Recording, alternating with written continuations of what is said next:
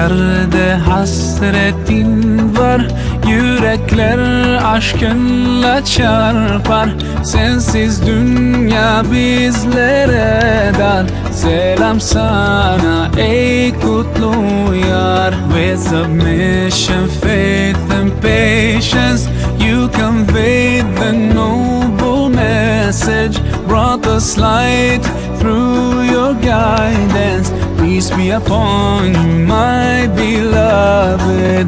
Ya Habibi, Ya Muhammad, Ya Nabi, salam alayka. Ya Rasul, salam alayka. Ya Habib, salam alayka. Salawatullah alayka. Ya Nabi, salam alayka. Ya Rasul, salam alayka. Ya Habib, salam alayka. Salawatullah alayka. Teri محبت کی مہک سے یہ زمین و آسمان آباد ہے. رحمت کی برسات آتی ہے دل و جاں یا رسول اللہ. ایوہ المختار فینا زادنا الحب حنینا. جئتنا بالخیر دینا یا ختام المرسلین. یا حبیبی یا محمد یا نبی سلام علیکہ. یا رسول سلام علیکہ. یا حبیب سلام علیکہ. صلوات اللہ علیکہ. یا نبی سلام علیکہ. یا رسول سلام علیکہ. یا حبیب سلام علیکہ. صلوات اللہ علیکہ. یا نبی سلام علیکہ. یا رسول سلام علیکہ. یا حبیب سلام علیکہ. صلوات اللہ علیکہ. سلام علیکہ. صلوات اللہ علیکہ. بسم اللہ الرحمن الرحیم. الحمدللہ رب العالمین والصلاة والسلام علی خاتم النبیین. ناظرین محترم السلام علیکم ورحمۃ اللہ وبرکاتہ. پروگرام سیرت النبی، آپ کا میزبان ڈاکٹر محمود غزنوی، اور ہمارے ساتھ بہت ہی اچھے، بہت ہی ممتاز آپ کے پسندیدہ مذہبی اسکالر جناب شجاع الدین شیخ. تینوں چیزیں یعنی پروگرام بھی، میں بھی اور شجاع الدین شیخ صاحب بھی آپ کی خدمت میں حاضر ہیں پروگرام سیرت النبی لے کر. اور پچھلا پروگرام جو آپ نے سنا تھا، آپ کو پتہ ہے کہ سیرت النبی کے حوالے سے جو گفتگو ہو رہی ہے وہ بڑی مطلب جامع اس اعتبار سے ہے کہ ہم اسٹیپ بائی اسٹیپ چل رہے ہیں اور کوشش کر رہے ہیں کہ کوئی اسٹیپ یا کوئی درجہ جو ہے سیرت النبی کے حوالے سے وہ ہم سے مس نہ ہو جائے. اور دلچسپ اس لیے ہوتی جا رہی ہے بات کہ ہم سے سیرت پہ تذکرہ نہیں کر رہے بلکہ درمیان میں تھوڑا سا قیام بھی کر رہے ہیں اور اپنے حالات کا جائزہ بھی لیتے جا رہے ہیں سیرت کے حوالے سے. اس سے کم از کم یہ بات ضرور رہی کہ سیرت النبی کی اہمیت کے ساتھ ساتھ اس بات کا بھی اندازہ ہو رہا ہے کہ آج کے دور میں جسے لوگ کہتے ہیں کہ آج کا دور جدید ترین دور ہے اور اس دور میں اسلام کا معاذاللہ امپلیمنٹیشن نہیں ہو سکتا اور سیرت کے تقاضے جو ہیں ان کا اطلاق نہیں ہو سکتا وغیرہ وغیرہ. ایسا نہیں ہے آج بھی، بلکہ آج سیرت کی ضرورت کل سے بہت زیادہ ہے. یہ میری ذاتی رائے ہے، تصدیق کروا لیتے ہیں شجاع صاحب سے. جی السلام علیکم.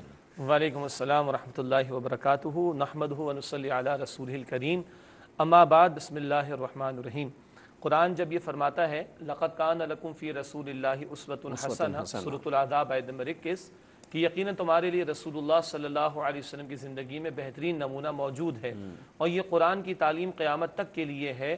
آخری آنے والا انسان بھی محتاج ہوگا نبی کریم صلی اللہ علیہ وسلم کے اسوہ حسنہ سے رہنمائی لینے کے لیے. تو انسانیت جتنا ہی آگے کیوں نہ بڑھ جائے اور سو کالڈ انورٹڈ کاما دور کتنا ہی جدید کیوں نہ ہو جائے، اس جدید ترین دور سے بڑھ کر موسٹ اپڈیٹڈ ورژن اگر الہامی ہدایت کا کوئی ہوگا تو وہ رسالت مآب صلی اللہ تعالیٰ علیہ وسلم کا اسوہ حسنہ۔ صرف ایک دو کوٹیشنز میں آپ کے سامنے رکھ دیتا ہوں ہمارے ناظرین کی دلچسپی کے لیے بھی، کہ گریٹ ہنڈریڈز کے نام سے ایک مشہور کتاب سب معروف ہے، ہم جانتے ہیں کہ پبلش ہوئی، جس میں مائیکل ایچ ہارٹ نے 100 عظیم ترین شخصیات کا انتخاب کیا جنہوں نے تاریخ کے دھارے اور اس کے رخ کو موڑا ہے، اور عیسائی ہونے کے باوجود اس کو یہ کہنا پڑا I have to admit that Muhammad sallallahu alaihi wasallam is the only personality in the history who is supremely successful at both the religious and human levels at the same time۔ یعنی تاریخ انسانی کی واحد شخصیت جو back وقت روحانی سطح پر اور انسانی سطح پر دونوں سطحوں پر کامیاب ترین اگر ہیں تو وہ جناب محمد صلی اللہ علیہ وسلم ہیں، اور اسے تسلیم کرنا پڑا۔ یہ کتاب تقریباً 1984 میں پبلش ہوئی، یہ پچھلی ہی صدی عیسوی کا معاملہ ہے، کوئی 4-5 صدیوں پرانی بات نہیں، کہ اس دور کا ایک مؤرخ جو غیر جانبدار ہو کر لکھتا ہے تو تاریخ انسانی کی وہ واحد ذات جو رسالت مآب صلی اللہ علیہ وسلم کی ہے کہ خالص مذہبی سطح پر بھی اور انسانی معاملات کی سطح پر بھی کامیاب ترین ہے، اس کو یہ ماننا پڑتا ہے۔ تو یہ کہا جائے تو بیجا نہ ہوگا کہ رسالت مآب صلی اللہ علیہ وسلم کا اسوہ حسنہ اور اسوہ کاملہ بہت آگے ہے انسانیت کو ابھی اس تک پہنچنے کے لیے، اور اس کا کما حقہ ادراک کرنے کے لیے بہت وقت درکار ہوگا۔ سلسلہ نزول مذاہب کے کا جو بھی ایک طویل سلسلہ ہے حضرت آدم علیہ السلام سے لے کے اب تک، اس میں سب سے جدید ترین ورژن اور ایڈیشن تو اسلامی ہے۔ بالکل، الہامی کتابوں کے ماننے والوں کے لیے تو بات بڑی آسان ہے کہ اللہ تعالیٰ نے ہر دور میں اپنے بندوں کی رہنمائی کے لیے پیغمبروں کا انتخاب فرمایا اور انہیں کتابیں عطا فرمائیں، لیکن وہ ساری لمیٹڈ ہیں، جی محدود حد تک ہے نا۔ ایگزیکٹلی، اس کی بنیادی وجہ کیا تھی کہ اللہ تعالیٰ نے پچھلے جو انبیاء بھیجے وہ مخصوص علاقے کے لیے تھے، مخصوص قوم کے لیے تھے، مخصوص وقت کے لیے تھے۔ یہی وجہ ہے کہ ان پچھلی کتابوں کی حفاظت کی ذمہ داری اللہ نے نہیں لی، کیونکہ آخری کتاب قرآن حکیم آیا چاہتی تھی، اور اسی طرح پچھلے پیغمبروں کے حالات زندگی اتنا ہم تک نہیں پہنچے جتنا باریک بینی کے ساتھ نبی کریم صلی اللہ علیہ وسلم کی حیات طیبہ کا ایک ایک گوشہ ہم تک پہنچا ہے۔ ہم تک کیا، ان کی امت تک نہیں پہنچا۔ جی، ان کی امتوں کے پاس محفوظ نہیں۔ آپ دیکھیے نا بائبل کے بہت سارے جو ورژنز ہیں، they have to say book of Matthew, book of Mark, book of Luke، متی کی انجیل اور لوکا کی انجیل، so and so۔ ہم کہتے قرآن the word of Allah سبحانہ وتعالی، not refer to any single personality in the history۔ آج ہم قرآن حکیم کو اللہ ہی کی طرح منسوب کرتے ہیں، قیامت تک کریں گے۔ پچھلی کتابوں کے ماننے والوں کے ساتھ تو یہ مجبوری پیش آ گئی ہے کہ انہیں اب اس کلام الہی کو افراد کی طرف منسوب کرنا پڑتا ہے، and they have to say book of so and so۔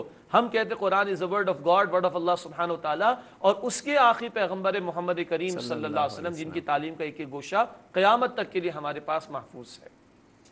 یہ ساری چیزیں سن کر اور یہ ساری چیزیں دیکھ کر ہم کیا اب بھی ہم اپنے آپ کو اس کائنات کے خوش نصیب ترین لوگوں میں، کائنات کی خوش نصیب ترین امت میں شمار نہیں کرتے، یا ہم اس پہ شرمندہ رہتے ہیں، یا ہم اس پہ کوئی اندر سے گلٹ فیل کرتے ہیں کہ ہم مسلم ہیں، اور ایک ہمارے پاس تو ایک ایسی کتاب موجود ہے جو براہ راست نازل ہوئی ہے، براہ راست ہمارے پاس موجود ہے، ہمارے پاس ایک ایسا نبی موجود ہے کہ جس کی زندگی کا ایک ایک لمحہ جو ہے وہ ہمارے لیے، ہمارے زندگی تمام معاملات اب ہیں تو ہم رجوع کر سکتے ہیں وہاں جا کر۔ اس کے باوجود بھی یہ کہنا کہ صاحب اس دور کے حوالے سے اس کتاب یا اس سیرت کا امپلیمنٹیشن، میں سمجھتا ہوں یہ ایک نری جہالت ہی ہے۔ نہ صرف یہ جہالت بلکہ اللہ رب العالمین کی ناشکری ہے، ناقدری ہے۔ اگر مسلمان یہ کہے کہ مجھے کسی اور شے کی ضرورت ہے، اگر بقائے میں ہوش آواز کوئی مسلمان یہ کہے تو مجھے اس کے ایمان پر شک ہوگا۔ اور نمبر 2 یہ رب العالمین کی ناقدری ہے کہ وہ فرمائے سورہ المائدہ آیت نمبر 3، الیوم اکملت لکم دینکم، میں نے تمہارے لیے تمہارے دین کو مکمل فرما دیا۔ وہ اللہ فرمائے قرآن میں سورۃ الانبیاء آیت نمبر 10 میں، لقد انزلنا الیکم کتابا فیہ ذکرکم، تمہیں کتاب قرآن عطا فرمایا جس میں تمہارا اپنا تذکرہ موجود ہے۔ وہ اللہ فرمائے سورۃ الطارق آیت نمبر 13 اور 14 میں، انہ لقول فصل وما هو بالہزل، یہ قرآن ایک ڈیسائسو ورڈ، ایک فیصلہ کن کلام ہے اللہ کی طرف سے، زندگی موت کا معاملہ تمہارے لیے کوئی بیکار شے نہیں ہے۔ جو اللہ رب العالمین یہ کہے سورہ الحجر آیت نمبر 9 میں، انا نحن نزلنا الذکر وانا لہ لحافظون، ہم نے اس قرآن کو ذکر کو نازل کیا، ہم اس کی حفاظت کریں گے۔ جو اللہ کہے کہ وانک لعلی خلق عظیم، سورہ قلم آیت نمبر 4، اے نبی آپ اخلاق کے بلند ترین مرتبے پر فائز ہیں۔ جو اللہ کہے سورہ احزاب آیت نمبر 21 میں لقد کان لکم فی رسول اللہ اسوۃ حسنہ، لوگوں تمہارے لیے رسول اللہ صلی اللہ علیہ وسلم کی زندگی میں بہترین نمونہ موجود ہے۔ جو اللہ کہے قرآن میں سورۃ الاعراف آیت 158 میں واتبعوہ لعلکم تہتدون، نبی صلی اللہ علیہ وسلم کی اتباع کرو گے تو تمہیں ہدایت ملے گی۔ اب مسلمان قرآن کو مان کر خدا نہ خواستہ یہ کہے کہ کسی اور شے کی ضرورت ہے تو بخدا اس کے ایمان میں مجھے شک ہوگا، اور یہ اللہ کی ناشکری کا معاملہ ہوگا۔ ناشکری، احسان فراموشی اس نے کہ اللہ تعالیٰ نے قرآن حکیم میں ہی ارشاد فرمایا کہ ہم نے بڑا احسان کیا ہے۔ جی، یہ احسان کا تذکرہ ہے، احسان کا کہ تذکرہ ہے۔ نبی ہم نے بھیج کے احسان، دنیا اللہ تعالیٰ نے کیا احسان نہیں کیا، بالکل جتایا تو نہیں کہیں۔ بالکل، لقد من اللہ علی المؤمنین اذ اذ بعث فیہم فیہم رسولا منہم، کہ اللہ تعالیٰ نے احسان فرمایا اہل ایمان پر کہ جب انہی میں سے ان میں سے ایک رسول کو مبعوث فرمایا صلی اللہ علیہ وسلم، تو اللہ نے اس احسان کا اظہار فرمایا اہل ایمان کے لیے، اور کوئی کہے کہ مجھے کسی اور شے کی ضرورت ہے تو یہ احسان فراموشی ہو، احسان۔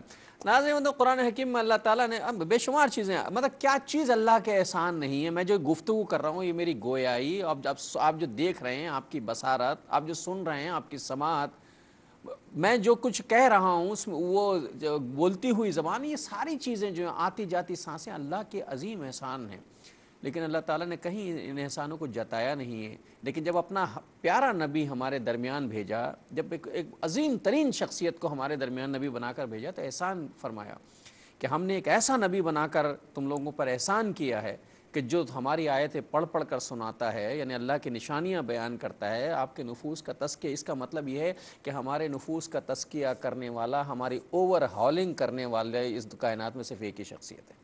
وہ قرآن کہتے ہیں اسی آیت میں، یہ ہے آل عمران کی 164، اور یہ بات 4 دفعہ قرآن نے فرمائی۔ سورہ البقرہ آیت 129، پھر سورہ البقرہ آیت 151، پھر سورہ آل عمران آیت 164، اور پھر سورہ جمعہ آیت نمبر 2۔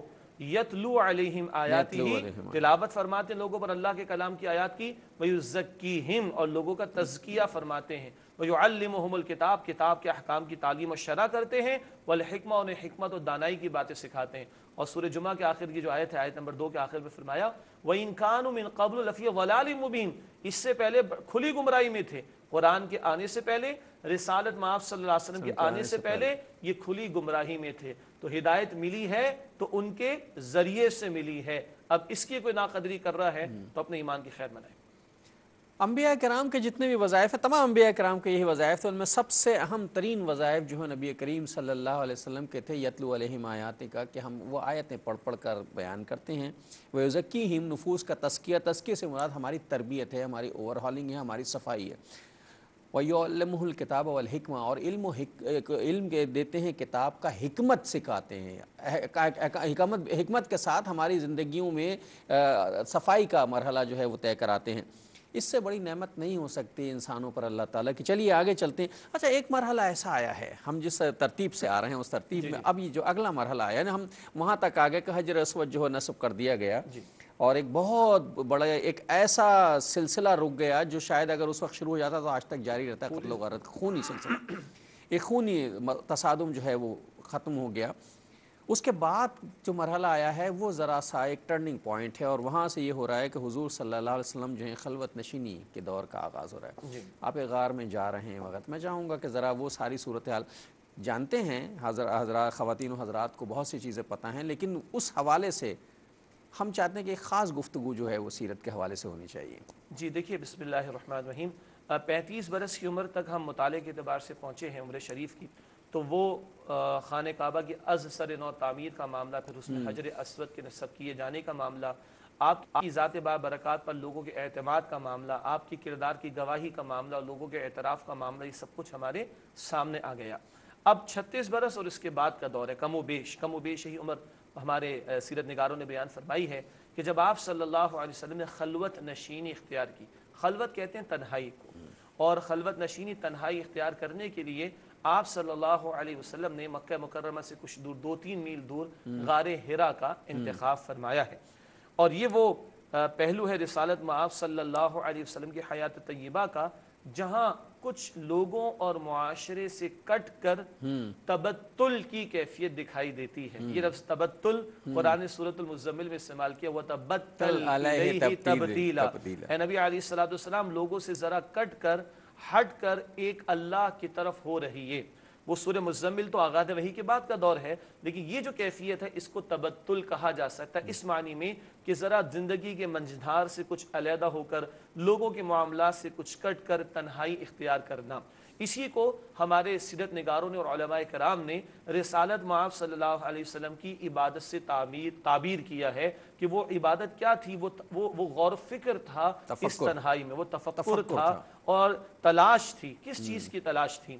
اس معاشرے میں جہاں آپ علیہ الصلوۃ والسلام موجود تھے، جس معاشرے اور عرب کے حالات پر ہم نے کافی عرصے پہلے گفتگو بھی کی تھی، جہاں شرک بھی ہے، بت پرستی بھی ہے، جہاں زنا بھی ہے، جہاں شراب نوشی بھی ہے، جہاں ظالموں کا جبر بھی ہے، قتل و غارت گری بھی ہے، جہاں سود کا نظام بھی ہے، جہاں بچیوں کو زندہ دفن کر دیا جانا بھی ہے، جہاں امیر سے امیر تر، غریب سے غریب تر دکھائی دیتا ہے، جہاں غلاموں اور کنیزوں کی زندگی اجیرن دکھائی دیتی ہے، یہ وہ معاشرے کے مصائب اور حالات اور معاملات تھے کہ جن سے آپ علیہ الصلوۃ والسلام پریشان ہوا کرتے تھے، پریشان تھے ان چیزوں کے حوالے سے۔ یہ وہ پہلو ہے جس نے آپ کو غار حرا کی تنہائیوں تک لے جانے کا سامان کیا ہے۔ ناظرین محترم، یہ اب یہاں سے ایک نیا سفر شروع ہوتا ہے سیرت کا، ہم اس پر بات کرنا چاہتے ہیں اور ظاہر کریں گے۔ اللہ الرحمن، اصل میں تو ہم تعریف کے لائق نہیں ہیں، تعریف کے لائق تو اصلاً اللہ سبحانہ وتعالیٰ کی ذات اور جناب رسول کریم صلی اللہ علیہ وسلم کی ذات مبارکہ۔ یہ تو ہمارے لیے سعادت کی بات ہے کہ ہم رسالت مآب صلی اللہ علیہ وسلم کے ذکر خیر میں شامل ہو جائیں۔ میں اپنی بہن کا شکریہ ادا کرنا چاہتا ہوں اور اس بات کی درخواست کروں گا کہ آپ سب دعا کریں کہ اللہ تعالی ہم سب کو اپنے دین کی خدمت کے لیے بھی قبول فرمائے اور ہم سب کو عمل کرنے کی بھی توفیق عطا فرمائے۔ ایک درخواست میری چھوٹی سی یہ ہے، چونکہ ہم سیرت النبی کے حوالے سے گفتگو کر رہے ہیں، تو اگر آپ ہم سے کال کریں تو سیرت کے حوالے سے، موجودہ دور میں سیرت کے امپلیمنٹیشن کے، یعنی سیرت کا ایک بڑا وسیع تناظر ہے جس میں آپ ہم سے بات کر سکتے ہیں۔ شجاع صاحب بیٹھے ہیں، ان سے سوال کر سکتے ہیں، میں منتظر رہوں گا آپ کی کال کا۔ بات یہاں تک ہو گئی تھی کہ نبی کریم صلی اللہ علیہ وسلم جو ہیں ایک پہاڑ پر واقع غار حرا میں جا کر عبادت کہیے تفکر کرنے کے لیے وہاں پہنچے، اللہ کے حکم سے ایسا ہوا۔ اور یہ غار حرا جو حضرات وہاں تک گئے ہیں انہوں نے دیکھا ہے، آپ نے بھی دیکھا ہے، ایک ایسا مقام ہے کہ جہاں سے بیت اللہ، میں جب گیا تھا جب بھی نظر آتا تھا بیت اللہ، ابھی بھی شاید آتا ہے۔ جی بالکل۔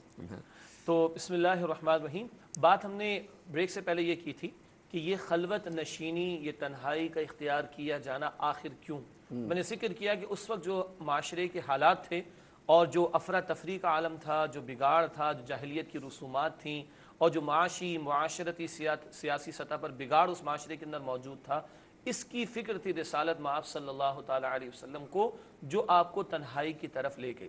لیکن تھا یہ پورا ایک الہامی اور ڈیوائن اسکیم کے مطابق کہ اس خلوت نشینی کے چند برسوں بعد ہی وحی کا آغاز بھی ہونا ہے، وہ ہم بعد میں بات کریں گے انشاءاللہ تعالیٰ۔ ایک اور پہلو کے اعتبار سے دیکھیے تو جس ذات کے لیے اللہ سبحانہ وتعالیٰ نے انسانیت کی خدمت کا مشن لگانا ہو، اس ذات کے لیے لازم ہے کہ ذرا روٹین کی لائف سے ہٹ کر کچھ علیحدہ بیٹھ کر غور کرے اور فکر کرے۔ رسالت مآب صلی اللہ علیہ وسلم کو رحمت للعالمین بنا کر رب العالمین بھیجنے والے ہیں صلی اللہ علیہ وسلم۔ قرآن جیسے فرماتا ہے سورۃ الانبیاء آیت نمبر 107 میں، وَمَا أَرْسَلْنَاكَ إِلَّا رَحْمَةً لِلْعَالَمِينَ، اے نبی علیہ السلام ہم نے آپ کو تمام جہان والوں کے لیے رحمت بنا کر بھیجا۔ تو وہ جو ایک عظیم مشن آپ کے ذمہ لگایا جانے والا تھا اور خدمت انسانی کا اعلیٰ ترین کام جو آپ کے ذریعے سے کرایا جانا مقصود تھا، اس کی الہامی جو اسکیم تھی اس کا ہی ایک پہلو تھا کہ ذرا معاشرے سے کاٹ کر علیحدہ رکھ کر آپ علیہ الصلوۃ والسلام کا اللہ رب العالمین کے ساتھ مزید تعلق کے مضبوط ہونے کا معاملہ اور اس تفکر کے نتیجے میں حل کے عطا کیے جانے کا معاملہ تھا جو ہوگا شروع آغاز وحی سے۔ اسی ضمن میں یہ بات بھی جان لیجئے کہ اب آپ اکثر حصہ اپنا وہاں پہ گزارتے، خصوصاً ان سالوں میں 36-37 برس کی عمر میں یہ معاملہ شروع ہوا ہے، رمضان شریف کا تو پورا مہینہ یہیں بسر ہوا کرتا تھا اسی پہاڑ کے دامن غار کے اندر۔ بی بی خدیجہ رضی اللہ تعالی عنہا کبھی تشریف لے آیا کرتی تھیں اور کچھ کھانے پینے کا سامان آپ کے حوالے کر جایا کرتی، کبھی آپ گھر بھی چکر لگایا کرتے تھے، لیکن اکثر و بیشتر اب آپ کا یہ تنہائی کا ہی معاملہ ہوا۔ ڈاکٹر صاحب یہاں پہ رک کے ذرا غور کرنا چاہیے تنہائیاں آج ہم بھی بہت سی اختیار کرتے ہیں. ہم نے وہ ایک سسٹم بنا رکھا ہے جسو اقبال نے کہا تھا کہ مجھے تو خوش نہ آیا یہ طریق خانقاہی. جی میں اس کی بھی بات نہیں کرتا ابھی. میں تو یہ بات عرض کرتا ہوں کہ آج بھی امت کی راتیں بسر تو ہوتی ہے نا ہاں ایک ایک کمرے کے اندر ایک ایک اسکرین کے سامنے. ہاں تنہائی جی میں. تنہائی کے اندر. تنہائی میں تو تنہائیاں آج بھی لوگ اختیار کرتے ہیں. اس مکے میں کیا کچھ رعنائیاں موجود نہیں تھی. ہم نے بات کی تھی نا رسالت مآب علیہ الصلوۃ اور اس والسلام معاشرے میں کی جوانی مبارک کے حوالے سے ہم نے بات کی تھی. رقص و سرور کی محافل وہاں پر موجود, شراب و کباب کی محافل وہاں پر موجود, اور داعیات جو گناہ کے ہوتے سب کچھ وہاں پر موجود. مگر یہ ذات بابرکات انہوں نے اگر تنہائی اختیار کی تو کاہے کے لیے؟ معاشرے کے درد کو محسوس کرتے ہوئے, معاشرے کے مصائب کو محسوس کرتے ہوئے یہ تنہائی اختیار کیے غور و فکر کرنے کے لیے. اگر اس نقطے پر بھی رسالت مآب علیہ الصلوۃ والسلام کے حیات طیبہ کے حوالے سے ہم غور کریں تو یہ سنت رسول گویا کے سامنے آتی ہے, یا یہ طریقہ نبوی ہمارے سامنے آتا ہے کہ ایک بندہ مومن کو اپنے معاشرے کے مسائل کی فکر ہونی چاہیے اور اس پر رک کر. آج ہم کہتے ہیں نا ہماری لائف بہت فاسٹ ہو گئی, خاص طور بڑے شہروں کے اندر میگا سٹی جنہیں کہا جاتا ہے, زندگی بہت فاسٹ ہو چکی ہے. لوگوں کو اپنوں کو دینے کو ٹائم نہیں, اور سلام کرنے کا وقت نہیں رہا, اپنی ذات کو دینے کو لوگوں کو ٹائم نہیں. وہاں رسالت مآب صلی اللہ علیہ وسلم کی یہ خلوت نشینی ہمیں بتا رہی ہے کہ معاشرے کا درد تمہارے اندر ہونا چاہیے, معاشرے کے مسائل کی فکر تمہیں ہونی چاہیے, معاشرے کی خدمت کا درد اور جذبہ تمہارے اندر ہونا چاہیے. یہ ہے خلوت نشینی رسالت مآب صلی اللہ تعالی علیہ وسلم کی. اقبال کا وہ شعر یاد آ گیا مجھے, درد دل کے واسطے پیدا کیا انسان کو, جی جی ورنہ طاعت کے لیے کچھ کم نہ تھے کر رو بیاں. یعنی عبادت تو فرشتے بھی کر رہے ہیں, سب کچھ انسان کو پیدا درد دل کے لیے کیا گیا ہے, اور یہ درد دل جو ہے حقوق العباد سے تعلق رکھتا ہے. جس نے بندوں کے بارے میں درد کیا, میں نے ایک جگہ پڑھا کہ جو دوسروں کے مسائل اپنے حل کرنے میں مصروف ہو جائے, اللہ تعالیٰ اس کے مسائل اپنے ہاتھ میں لے لیتا ہے. بالکل.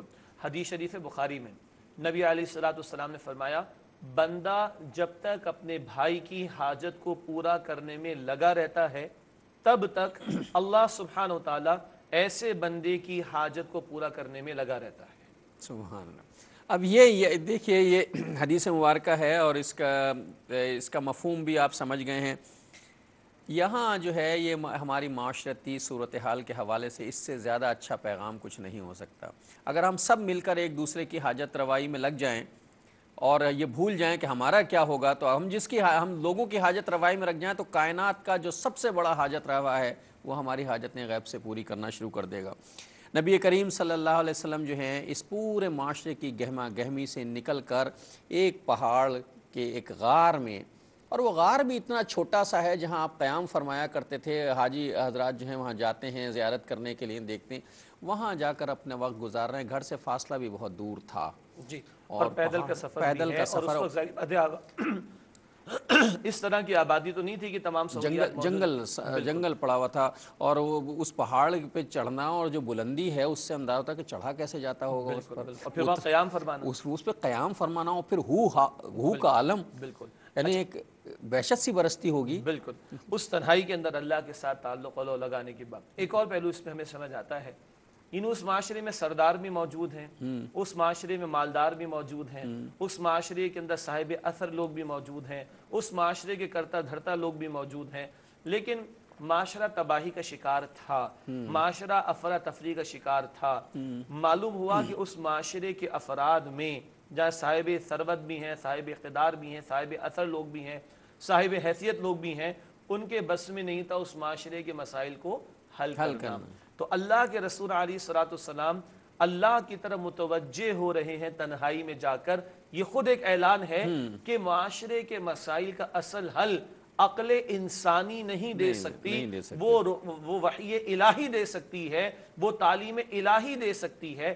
آج بھی ہمارے اس ملک بلکہ عالمگیر سطح پر یہ جو افراد و تفریط ہے, عدم مساوات ہے, کہیں اکنامک امبیلنس ہے, کہیں امیر سے امیر تر, غریب سے غریب تر ہے, اس کی بنیادی وجہ ڈاکٹر صاحب یہی ہے کہ آج عقل انسانی معیار بن چکی ہے, الہامی تعلیم کو اجتماعی معاملات سے نکال کر عبادت گاہوں تک محدود کر دیا گیا ہے. قرآن ضرور پڑھ لیا جائے مگر نظام کی بات نہ کرنا، اور اگر کرسچن ہے تو وہ کہتا ہے بائبل ضرور چرچ میں جا کے پڑھ لو لیکن اسٹیٹ افیئرس میں اس کو امپلیمنٹ کرنے کی بات نہ کرنا۔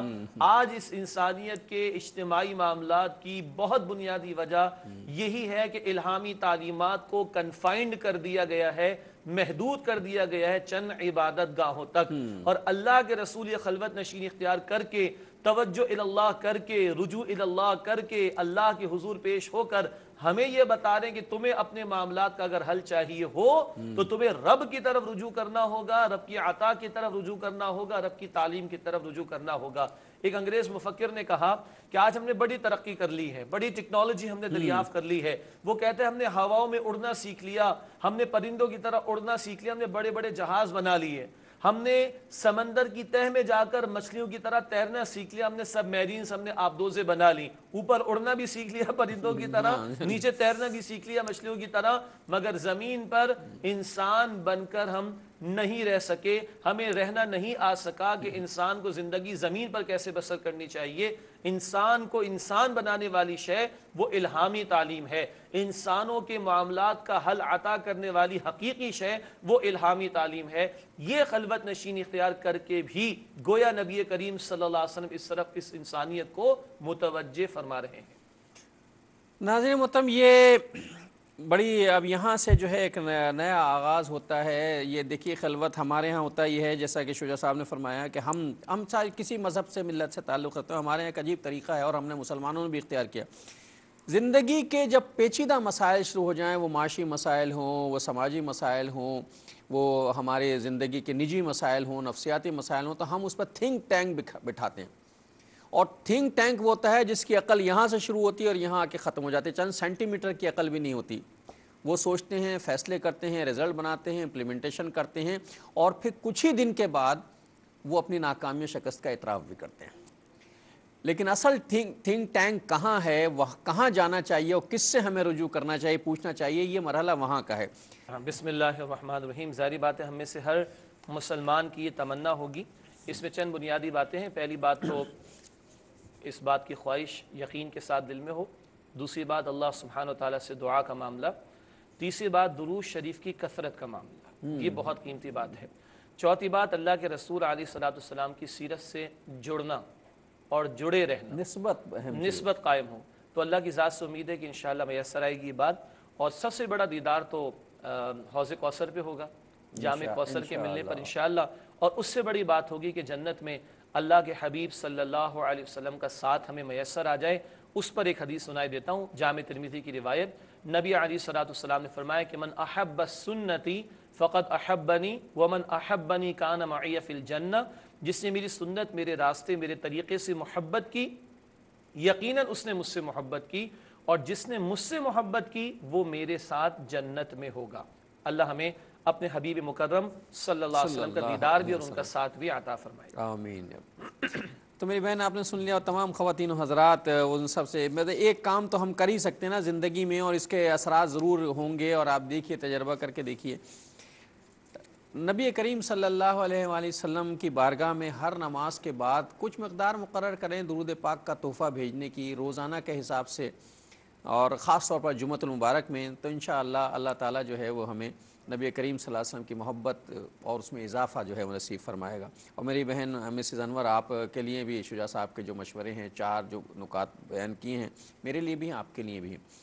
اب ہم یہ گفتگو کرنا چاہتے ہیں کہ نبی کریم صلی اللہ علیہ وسلم جب خلوت نشینی میں یہاں غار میں جاتے تھے اور وہاں قیام فرماتے تھے، تو ان دنوں میں حضور صلی اللہ علیہ وسلم کو کچھ خواب بھی آنا شروع ہوئے تھے۔ جی، یعنی کہ آغاز وحی سے کچھ عرصہ قبل رسالت مآب صلی اللہ علیہ وسلم کو سچے خواب آنا شروع ہوئے۔ اچھا، انبیاء کے خواب تو سچے ہی ہوتے ہیں، یہ تو الفاظ پہ زبان پر یہ الفاظ آ گئے، اور پیغمبر کا خواب تو اللہ کی وحی کے مطابق ہوتا ہے۔ ابراہیم علیہ السلام اگر خواب میں دیکھ رہے ہیں کہ بیٹے کو ذبح کرنا ہے تو وہ حکم اللہ سبحانہ وتعالیٰ کا، عام آدمی کے لیے نہیں ہے، ابراہیم علیہ السلام کے لیے ہے۔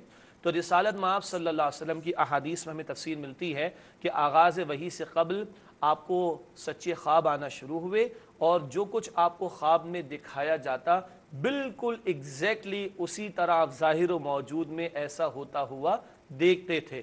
یہی وجہ ہے کہ حدیث میں ذکر ہے، اور اس سے اخذ کر کے علماء یہ بات بیان کرتے ہیں کہ سچے خواب نبوت کا 46واں حصہ ہیں، اور یہ 6 مہینے کی مدت سیرت نگاروں نے بیان فرمائی ہے کہ 6 ماہ مسلسل رسالت مآب صلی اللہ علیہ وسلم کو سچے خواب آتے رہے، آغاز وحی سے پہلے کی بات ہے۔ تو کل نبوی زندگی آغاز وحی کے بعد 23 برس کی ہے، اور 6 ماہ کی مدت اس میں شمار کریں تو یہ 46واں حصہ اس طور پر بنتا ہے۔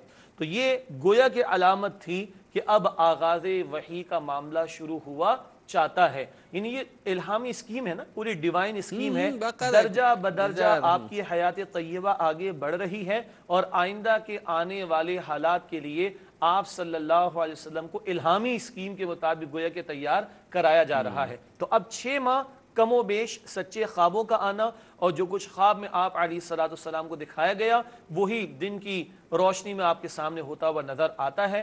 پھر وہ مرحلہ ہے جس کو ہم آغاز وحی کے عنوان سے جانتے ہیں۔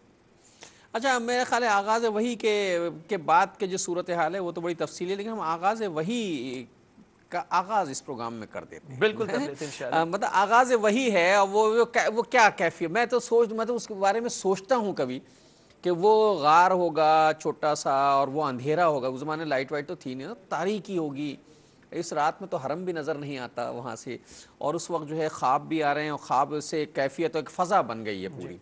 اب جو ہے جبریل آ رہے ہیں۔ ڈاکٹر صاحب آپ نے فرمایا کہ میں کیسے سوچوں اس کو، چھوڑ دیجئے ابھی آغاز کو تم بعد میں لیں، ذرا ہم اپنی پچھلی چند باتوں کو دہراتے ہیں۔ 4 یا 5 برس کی عمر تھی رسالت مآب صلی اللہ علیہ وسلم کی، تو جبریل امین تشریف لائے تھے، اور سینے اطہر چاک ہوا تھا، شق صدر کا واقعہ ہم سب کو یاد ہے، تو بچپن میں ہو گیا، بچپن میں ہوا۔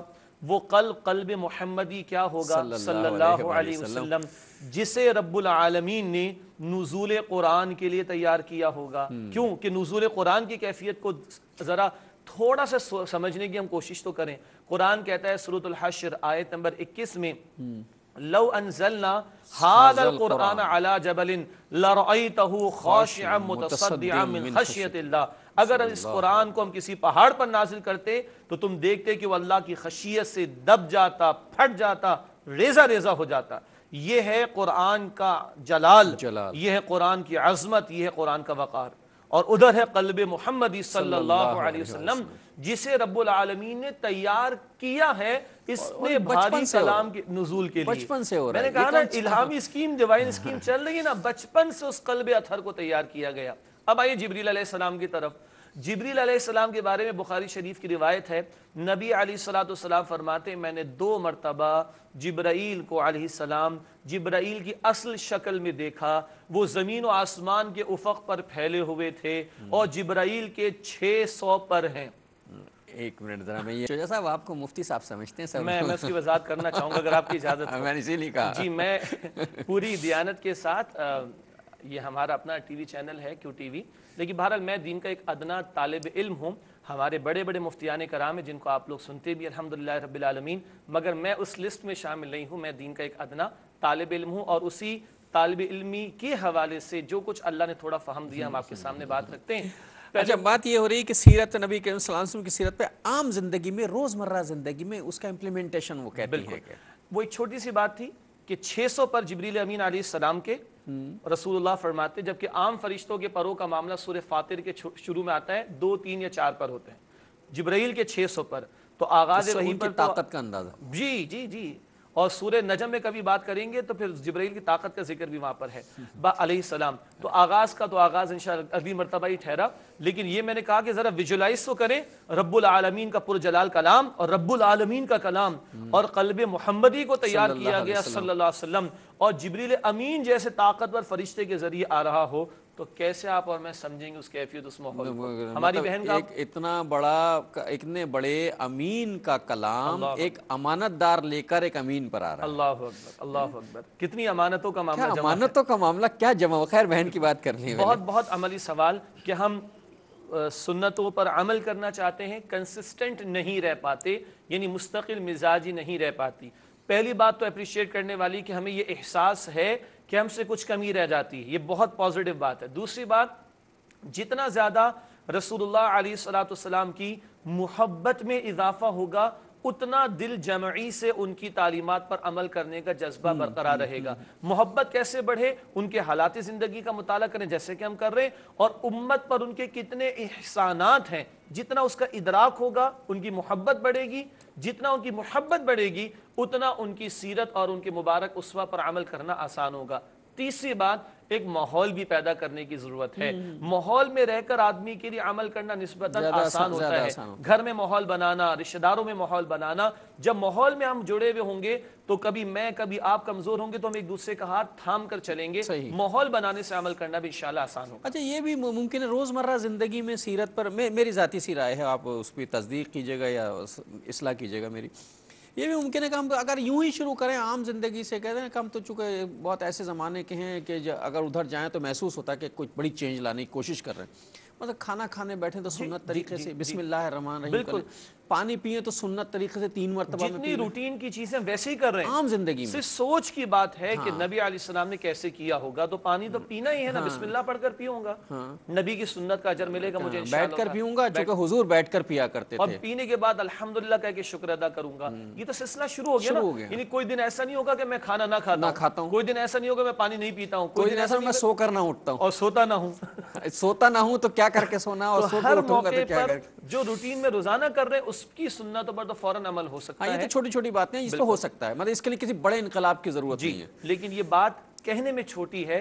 لیکن ادا نبی علیہ السلام کی، اس لیے ہر ادا قیمتی ٹھہرے گی انشاءاللہ تعالی۔ لیکن میرے خیال ہے کہ اگر نبی یہ اسے سنت سمجھ کے بعض کاموں کیا جائے تو بڑے کمال کی اس میں برکت آ جاتی ہے۔ مطلب میں ذاتی طور پہ آپ کو ایک بات بتاؤں کہ مجھے لوکی کھانے کا شوق نہیں تھا کچھ، لیکن میں نے جب یہ سنا کہ حضور صلی اللہ علیہ وسلم کو یہ بہت پسند تھے تو ایک دن جب لوکی پک کر سامنے آئی تو میرا دل نہیں چاہا کھانے کے لیے، پھر اچانک مجھے خیال آیا کہ حضور کو بہت پسند تھی تو میں نے بسم اللہ کر کے کھا لی، کہ چونکہ حضور کو پسند تھی تو میری کیا اوقات ہے۔ لذت بھی بہت آئی ہوگی۔ ارے صاحب میں باقاعدہ لوکی کھاتا ہوں۔ اب جب میں نے سنا کہ حضور صلی اللہ علیہ وسلم جو شوربے میں سے تلاش کر کے کھاتے تھے تو میں کبھی میں یہ نہیں خدا نخواستہ یہ نہیں کہہ رہا کہ میں وہ، لیکن ہے کہ کبھی کہہ رہا تو خود سی محبت آتی ہے کہ تلاش کریں تو کم از کم تلاش کی سنت ادا ہو جائے گی۔ یہ ایک صحابی کا معاملہ تھا، انہوں نے رسول اللہ علیہ السلام کو یہ تلاش کرتے ہوئے کھاتے ہوئے دیکھا، کہتے اس دن سے مجھے بھی لوکی پسند ہو گئی، مجھے بھی پسند۔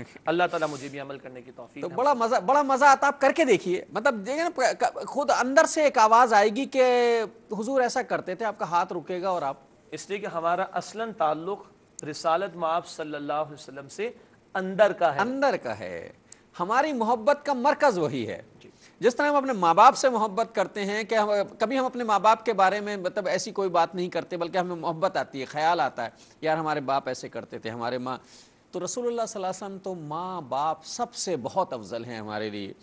تو اگر کوشش کی جائے، بات تو بالکل سچ ہے، چھوٹی چھوٹی سی باتوں سے اگر شروع کر دیا جائے تو یہ ساری باتیں جو ہیں وہ سمجھ میں آنے لگتی ہیں۔ اچھا، تو یہ 600 پر والے حضرت جبرائیل علیہ السلام جب آئے ہوں گے اور آپ نے جب انہیں دیکھا ہوگا تو یہ کیفیت تو صرف وہی آنکھیں برداشت کر سکتی ہیں اور وہی دل اس حیرت کر۔ دیکھیے نا، اب دیکھیے آغاز کی بات کو تو بھی چھوڑیے، آپ نے فرمایا کہ ان 600 پروں کی کیفیت میں دیکھا ہوگا نبی اکرم صلی اللہ علیہ وسلم نے، تو یہ آپ علیہ السلام ہی کی آنکھیں تھی نا۔ مجھے اس سے آگے کہنے دیجئے نا، معراج کے شب تو وہ موقع بھی آ گیا کہ جبریل علیہ السلام نے عرض کی کہ اس سے آگے میں بھی بڑھا تو میرے پر جل جائیں گے۔ اس کے بعد کیا ہوا ہوگا ڈاکٹر صاحب؟ اور اس کے بعد جو راز و نیاز کی باتیں ہیں، اس کے بعد جو رب العالمین کے دیدار کی باتیں ہیں۔ 600 پر کی طاقت والے فرشتے کہتے ہیں کہ حضور میں اگر آگے بڑھا تو میرے یہ سارے پر جل جائیں گے اور میری ساری طاقت جو ہے وہ وہیں رہ جائے گی۔ اور میری بہن نے پشاور سے جو بات کی تھی، آج کے پروگرام کا اختتام کرنے سے پہلے میں ایک بات ہی کرتا ہوا چلوں گا کہ حضرت عمر رضی اللہ تعالیٰ عنہ سے حضور کا وہ مکالمہ جو ہے کہ عمر تمہیں مجھ سے کتنی محبت ہے۔ بالکل آپ بخاری شریف کی روایت ہے، ایک مشہور روایت بخاری کی دوسری بھی ہے کہ جب میں تمہارا ایمان مکمل نہیں جب تک کہ میں تمہارے نزدیک تمہارے والد، اولاد اور سارے انسانوں سے بڑھ کر محبوب نہ ہو جاؤں۔ یہ حدیث بہت بیان ہوتی ہے اور ہونی چاہیے۔ دوسری حدیث بھی بیان ہونی چاہیے جس کی طرف غالباً آپ نے اشارہ فرمایا کہ تم سے کتنی محبت کرتا ہوں، کہا جی بہت محبت کرتا ہوں۔ بخاری شریف کی حدیث میں ہے کہ اللہ کے رسول علیہ السلام نے دریافت فرمایا کہ اے عمر رضی اللہ عنہ، تم مجھ سے کتنی محبت کرتے ہو؟ صاف صاف بات عرض کی، ہماری طرح نعرے نہیں لگائے، دعوے نہیں کیے۔ یا رسول اللہ صلی اللہ علیہ وسلم، میری ذات کے سوا باقی ہر شے سے بڑھ کر آپ سے محبت ہے، ذات کے سوا۔ اللہ کے رسول نے فرمایا کہ نہ، تمہارے ایمان مکمل نہیں ہے۔ پھر خاموش ہوئے، سوچا ہوگا شعوری طور پر، پھر عرض کی یا رسول اللہ صلی اللہ علیہ وسلم، اب مجھے آپ سے میری جان سے بڑھ کر محبت ہے۔ تب اللہ کے رسول علیہ السلام نے فرمایا کہ اب تمہارا ایمان مکمل ہوا۔ اب ایک اور یہی قرآن کہتا ہے سورہ احزاب آیت نمبر 6 میں، النبی اولا بالمؤمنین من انفسہم، نبی صلی اللہ علیہ وسلم ایمان والوں کے نزدیک ان کی جانوں سے بڑھ کر عزیز اور جانوں سے زیادہ بڑھ کے۔ ناظرین ہوتا ہے، ہم تو بے ساختہ منہ پھاڑ کے کہہ دیتے نا کہ ہم عاشق رسول ہیں۔ حضرت عمر جو واقعی عاشق رسول تھے، اپنی جان، مال، عزت، آبرو، دولت، ماں باپ سب قربان کرنے کو تیار تھے۔ جب آپ نے پوچھا کہ تمہیں مجھ سے کہا کہ میں اپنی ذات کے علاوہ سب سے زیادہ آپ سے محبت کرتا ہوں، تو کہا کہ نہیں، کیا تم اپنی ذات سے بھی زیادہ محبت کرتے ہو؟ تو فوراً منہ پھاڑ کے نہیں کہا کہ ہاں کرتا ہوں، توقف فرمایا، غور کیا، پہلے اپنے اندر کا جائزہ لیا۔ جب دل سے یہ آواز آئی کہ نہیں، ان کے سے اپنی جان تو ان سے زیادہ اہم نہیں ہے، ہم تو جان سے زیادہ بھی محبت کرتے ہیں، تب اقرار کیا۔ تو ہے نا، اور جو لفظ میں نے عام زندگی کے حوالے سے، چونکہ ہمارے روزمرہ میں استعمال ہے، میں نے کہہ دیا، اپنے لیے کہا تھا، اپنے جیسے لوگوں کے منہ پھاڑ کے ہم کہہ دیتے ہیں، تو ظاہر ہے نبی کریم صلی اللہ علیہ وسلم کے جو دوست ہیں، جو ان کے قریبی صحابی ہیں، جو ہمارے لیے واجب الاحترام ہی نہیں بلکہ ہمارے ان پر ایمان رکھنا، ان کی عزت کرنا، ان کی توقیر کرنا ہمارے ایمان کے حصے میں شامل ہے۔ چونکہ رسول اللہ صلی اللہ علیہ وسلم نے فرمایا کہ میرے صحابہ ستاروں کے مانند ہیں، جو ان کی وہ کرے گا، اقتداء کرے گا، وہ فلاح پالے گا۔ تو ان کے احترام اور عزت کے حوالے سے بات انشاءاللہ پھر زندگی بخیر رہی تو یہیں سے ہم گفتگو آغاز کریں گے کہ یہ حضرت جبرائیل علیہ السلام جب تشریف لائے ہیں اور اس کے بعد کا مرحلہ جب وحی آئی تو رسول اللہ صلی اللہ علیہ وسلم کی کیفیت کیا ہوئی۔ اگلے پروگرام تک کے لیے جناب شجاع الدین شیخ اپنے میزبان ڈاکٹر محمود غزنوی کو اجازت دیجیے۔ ہفتے کو 6 بجے انشاءاللہ پھر ملاقات ہوگی، اللہ نے کے بعد۔